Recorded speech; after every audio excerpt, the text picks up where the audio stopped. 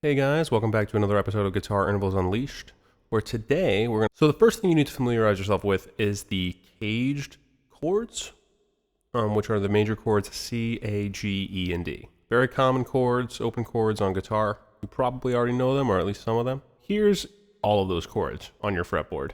You can see we've labeled them with the intervals that are played, so these are all major chords, so all of them have intervals 1, 3, and 5.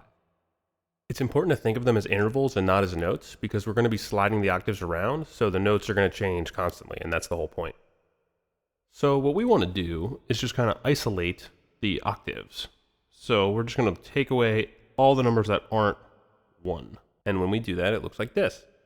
As you can see, each shape has at least one pair of octaves, some 2, and they all take place on different sets of strings. The C shape takes place on the A and B, A takes place on the A and G, G takes place on the A string, the E shape takes place on both E strings and the D string, and the D shape which takes place on the D string and the B string. Knowing the string pairs for each shape is basically the shorthand way to remember where to find octaves no matter where you are on the fretboard.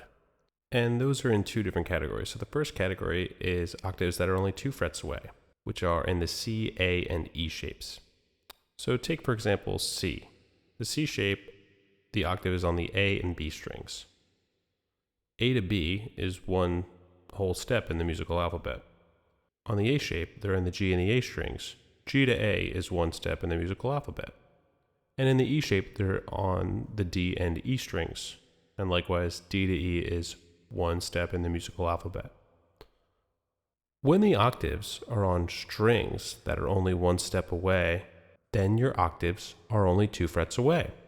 In the C shape, for example, if you're starting on the A, you know your octave is on the B, so you're going up to the B and then down 2 frets. Likewise, if you're on the B, you know it's on the A, you go down to the A and up 2 frets.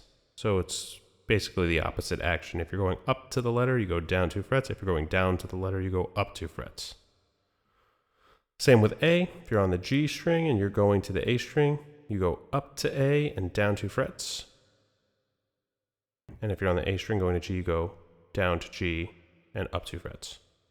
And same with the E shape. If you're on D, you go up to E and down 2 frets. If you're on either of the E strings, you go down to D and up 2 frets. And then the other category is when octaves are 3 frets away, which only applies to the G and D shapes. In the G shape, for example, E to G is 3 steps in the musical alphabet, E, F, G. If you're on the E string and you go up to G, you then go down 3 frets. Likewise, if you're on G and you go down to E, you go up 3 frets. So they're, again, reverse. If you go up the letter, you go down in frets. If you go down a letter, you go up in frets.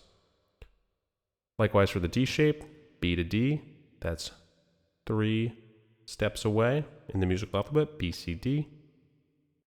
If you go from B up to D, you go down 3 frets. If you go from D down to B, you go up 3 frets.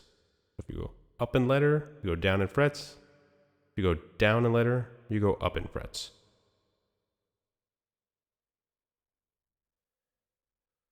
I hope you guys enjoyed this video. For a more in-depth look at this, check out the book Guitar Intervals Unleashed, now on Amazon. Links in the description.